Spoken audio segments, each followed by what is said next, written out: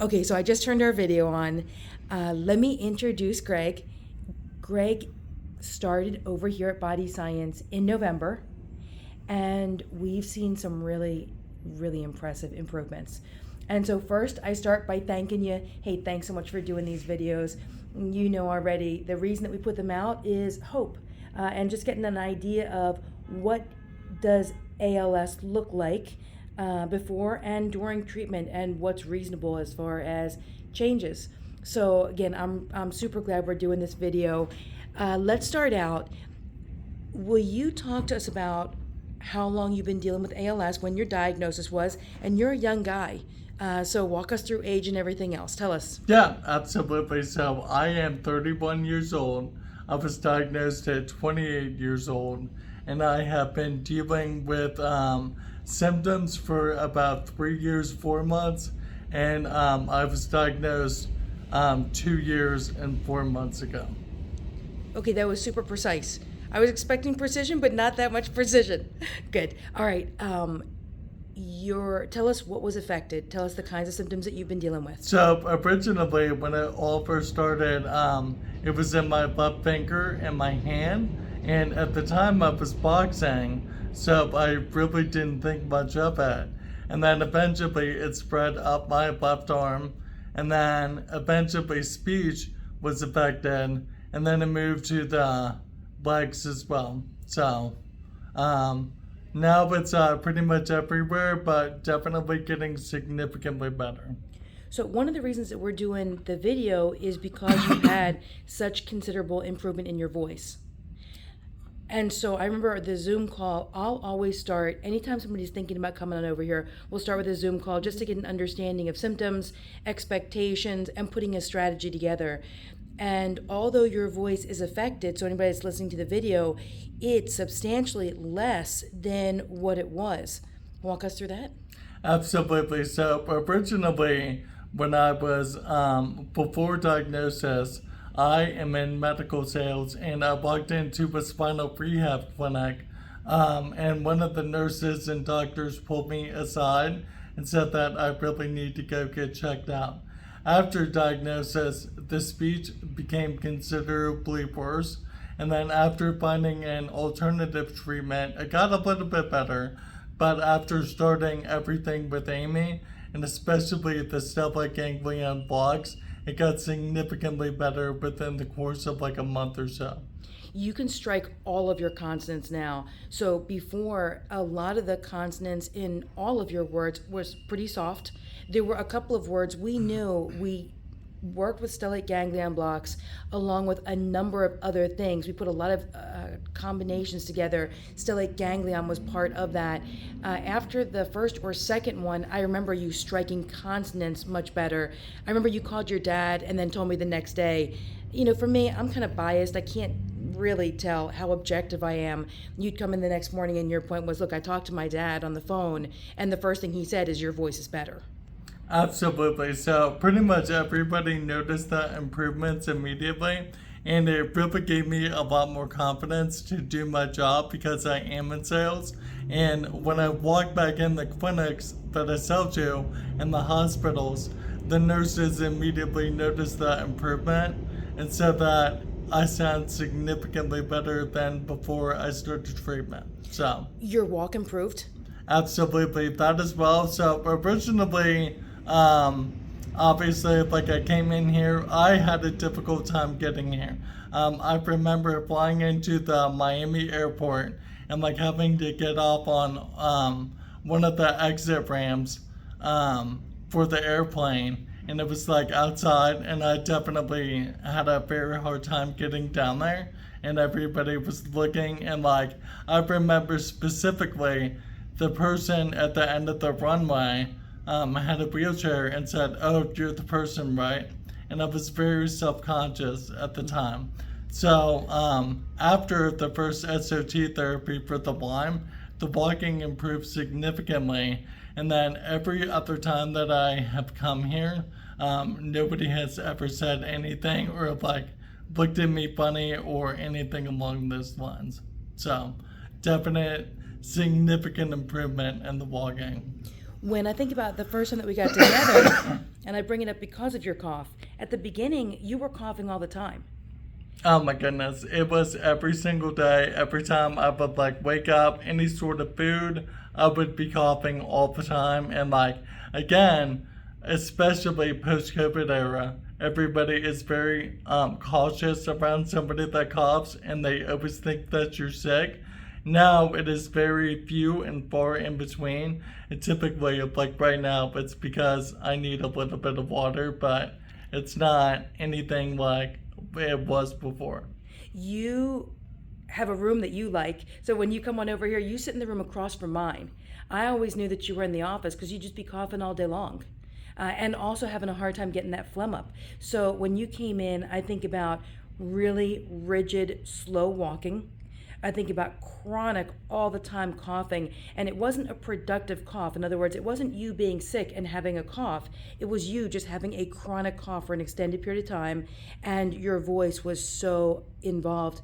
I remember on the Zoom call saying to you, look, I don't know how we're going to figure this thing out, but you're really young. We figure this thing out for sure before it affects your voice any further. And then that became our priority. For everybody that's watching, we've talked about a couple of different things. We've talked about treatment of infections. We've talked about stellate ganglion. I do think it's important for anybody that's watching this to recognize, in your case, from my vantage point, it wasn't about stellate ganglions or Lyme. It was about understanding the role of astrocytes and acetylcholine in motor neuron function. And so what we really did, the reason for the blocks, it was to get control over sympathetic overdrive. And I think you knew it because prior to that, you described feeling this fight or flight all the time. Will you tell us about that? Yeah, so absolutely. Anytime I would have any sort of confrontation at work, which is pretty common being in medical sales, my left leg would shake and my voice would become significantly worse. And I definitely had a very hard time regulating fight or flight response, and it definitely took a pretty big toll on my life. Since getting the stellate ganglion blocked, I'm able to significantly reduce the fight or flight response, and definitely am a lot more stable in those situations. It was on my side how I got clear on the approach that we were going to take. Again, this for me was not about going after an infection. It wasn't about stellate ganglion blocks. It was about controlling sympathetic overdrive that looked to be secondary to acetylcholine dysfunction. We tracked back a number of toxins that you've been exposed to, we think because of the location that you've been living at. And that would have been enough to create vagus nerve dysfunction secondary to acetylcholine dysregulation. That was really our objective. We didn't do stellate ganglion blocks the first time around. Instead, we waited until the second, and then, let me just think about this. How many times have you been here, Greg? The first was November. Yep, and then 1 week in December, and then this is my 6th week in total. 6 week in total. Right now we're middle of January. So this is your 3rd visit and your 6th week. So the first time that you and I met here, on my side, it was really a question of getting clear on what was going on, looking at infections, understanding the role of the vagus nerve, the fight or flight response that you described, knowing that your voice was affected, so recognizing that serotonin is in that pathway, and above that serotonin firing, the fight or flight acetylcholine.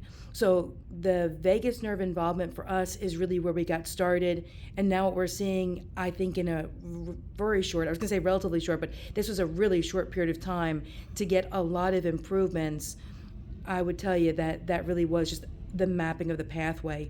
What we did this time around, so here was an inadvertent, I don't know, it was a mistake and also a good thing. I had put Quercetin on board. As a team, we looked at it and it felt like put an antioxidant strategy in place.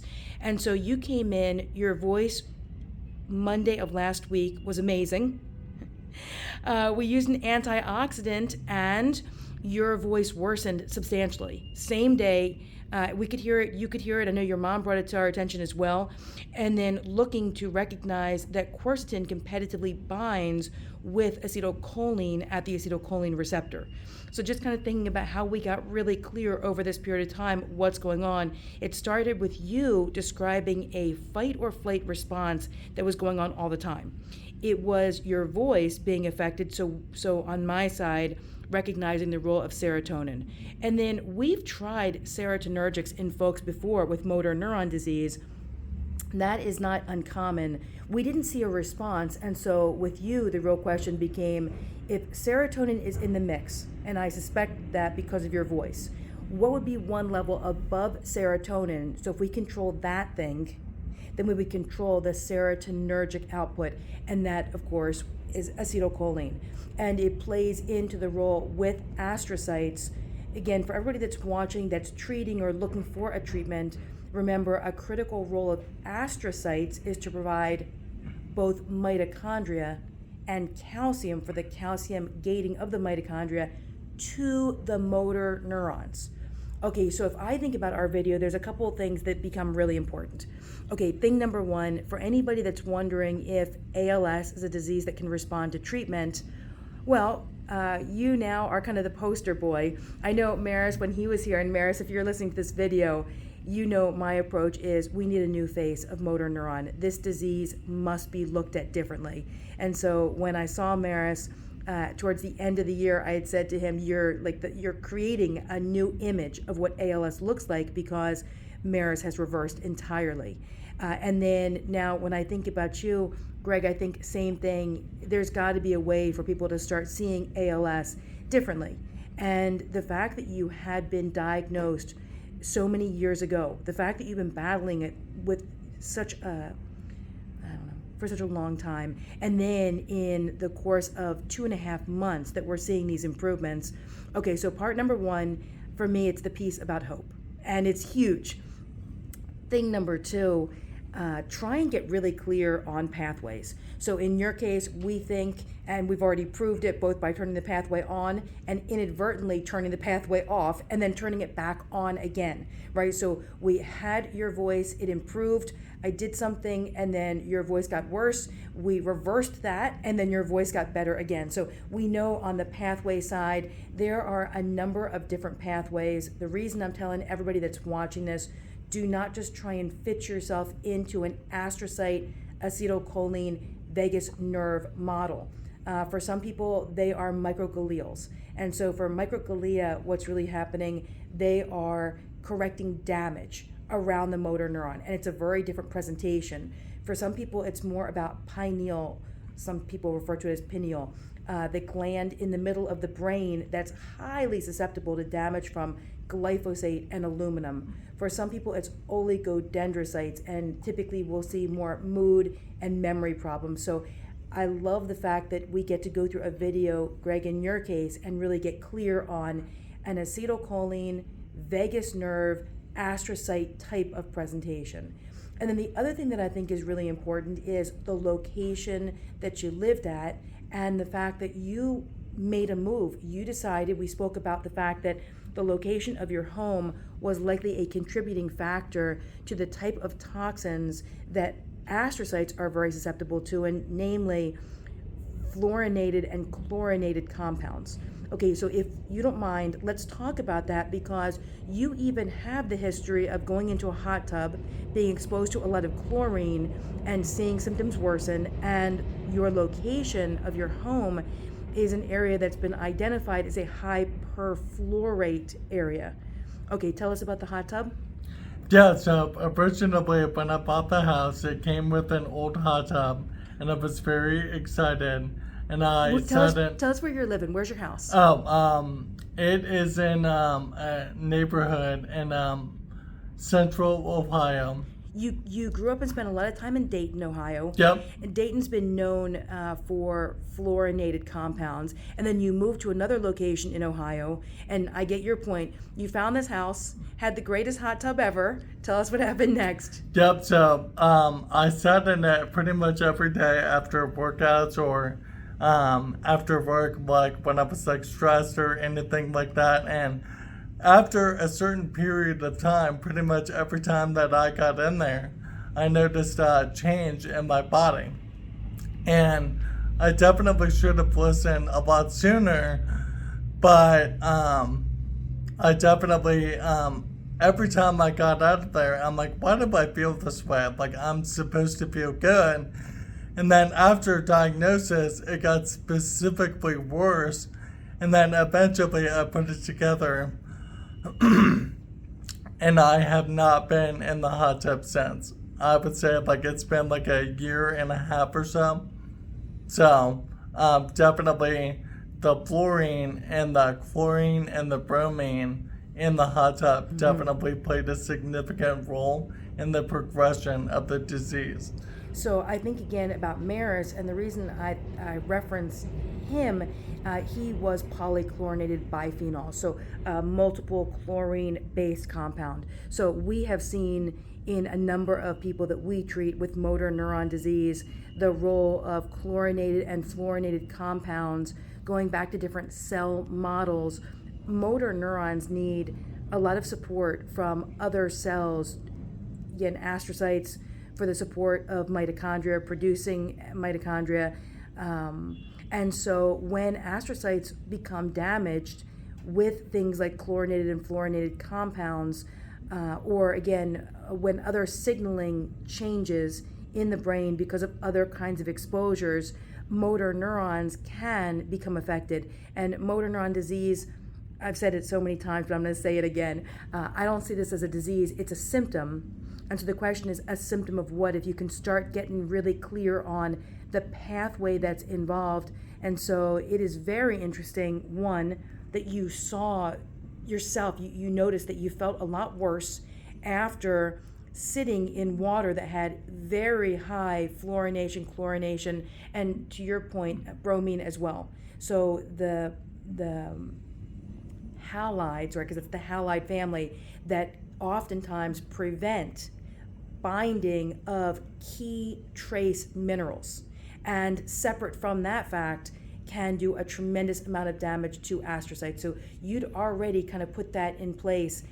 When we spoke at the very beginning, I had mentioned you're probably going to have to move homes, right? Because we realized that your home likely has a number of exposures that are maybe not causing, but certainly a part of this disease. It was really tough for you, right? Because imagine, that was your home, you bought it, you've done a whole bunch of work on that home. It has been the home of your dreams. Okay, the reason I say that for anybody that's watching is not, in your case, imagine to put salt in a wound, but instead to say, I don't think you would have gotten better this quickly had you not made major changes as far as your exposures. And it meant for you making a giant sacrifice, which was moving out of the house. Yeah, so originally when I was told I would have to move, I was devastated. So I live in a heavily gentrified neighborhood, and I definitely had to put a significant amount of time, resources, and elbow grease into the house. And I definitely was very sad to see it go. However, when I spent a lot of time away from the house and at my parents' house, I definitely saw the significant improvement. And at that point, I understood a house is just a house, and I need to let it go in order to heal. Yep. So again, the reason I bring that up, because that's kind of point number 3. So point number 3 is, if you are somebody that has motor neuron disease, if you're dealing with ALS, or you're dealing with the symptoms of motor neuron disease and haven't even been diagnosed yet, if there are things in your lifestyle that are contributing to damage to those motor neurons, even though I recognize it is a whole turnaround as far as making changes in your life, it really does become an important part. And I think, again, part of what's contributed to, in your case, such an enormous degree of improvement over such an incredibly short period of time, I think the lifestyle changes are really big over there. Absolutely. I mean, like, I definitely had to make a lot of lifestyle changes. Your diet, your eating. Yep, eating, going out, and then, like, obviously work. I worked a significant amount and like still work a regular 9 to 5, but like I don't kill myself, at least like while I am healing. Right. So We keep stress under control. You and I, we talked about that early on. And the more stress you have, the more you go into fight or flight. And the more fight or flight, so that's the acetylcholine connection to the vagus nerve, and then that overstimulation, which, just to bring things back full circle, the reason we did the stellate ganglion block, so that is a way to get sympathetic overdrive controlled and stop that fight or flight. To your point, not putting yourself in a situation where you're likely to find yourself in that fight or flight is good, because going back upstream from fight or flight puts us back to acetylcholine, astrocytes, and then the struggle for the motor neurons to be able to get proper mitochondria from the astrocytes. So yeah, the mood, the mindset, and making sure that you are controlling things on your side becomes important. You've been doing a couple of things to help with mindset. You want to talk about it, because I think it's helpful for anybody that's dealing with the same motor neuron disease to get tips on what's working for you. yeah, absolutely. So I would say the biggest thing that I did to really help with mindset is meditation. So I am a big believer in the practices of Joe Dispenza. He has a book called Becoming Supernatural. And like honestly, before like I started reading that and like doing the meditations, my mindset was significantly worse. And I definitely had a really hard time dealing with this and on a day-to-day basis. And my mental health was declining rapidly. And after I started doing those meditations, I definitely saw a significant improvement in the outlook. And as well, like when you dive into the meditations and like set your intentions on healing, things will present themselves to you in order to heal. And then I would say another really big aspect of this that really helped me is cannabis oil, non-psychoactive cannabis oil. Shout out Mike at Canna Farms. That really saved my life, because definitely like before all of this, I was declining at a significantly rapid rate. And what that did was the oil really bought me enough time until I could figure out what's going on and like how to treat this effectively. It added, I would say, like 3 years to my shelf life. And I definitely am extremely grateful that I found him and his product. And I know that other ALS patients have definitely benefited significantly from that product. All right, so for everybody again that's watching, it's not a single thing, it's the combination of a number of things and putting them together. I don't think we would have gotten here had we not gone after Lyme. I think even had we gone after Lyme, had we not controlled vagus nerve overfiring, we wouldn't have gotten here. The way that we know that we did control it, again, we were able to improve symptoms after targeted strategies to improve vagus nerve firing, and then inadvertently throwing quercetin into that mix and competitively binding with acetylcholine and seeing the worsening. So getting really, really clear on the strategy, medically speaking, scientifically. And then on your side, recognizing the environmental toxins that were playing a role and eliminating them, cleaning up your diet. The fact that you used a non-psychogenic CBD that really helped, I think, to reduce inflammation. And going back to Joe Dispenza and the fact that you found a style of meditation that you could really relate to, that you could get consistent with, that really helped on the mindset piece.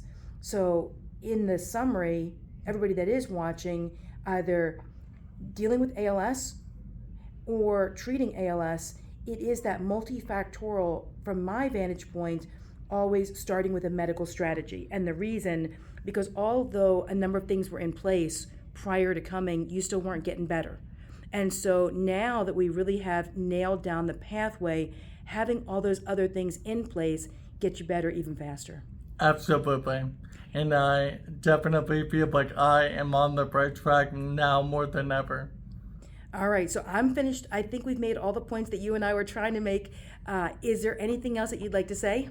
Yeah, so everybody out there struggling with this, understand that there is hope, and that obviously, I won't get into it too much, but the medical system lets you down, and you can like hear it in my voice. Obviously, it's a really big problem, but like don't quit and keep going. There will be an answer. This is the new face of ALS. Our goal as a center is to change the way that this disease is looked at. So I think all the time, and I 100% agree with you, I think all the time about diseases that for years, for decades, sometimes for generations of people went without answers, without solutions, being thought of as untreatable.